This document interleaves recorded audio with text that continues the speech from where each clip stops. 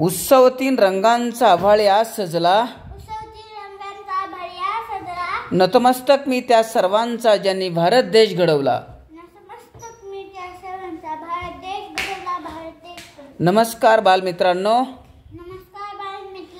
माझे नाव अभिमन्यू महेश कुमार तवले.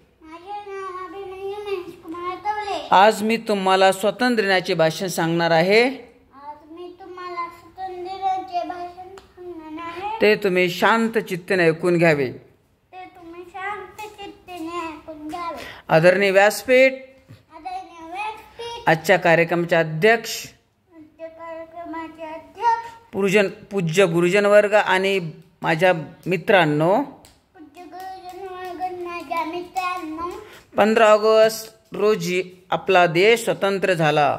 15 ऑगस्ट रोजी आपला देश स्वतंत्र झाला.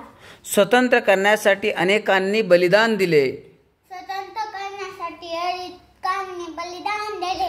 त्या सर्वांना मानाचा मुजरा.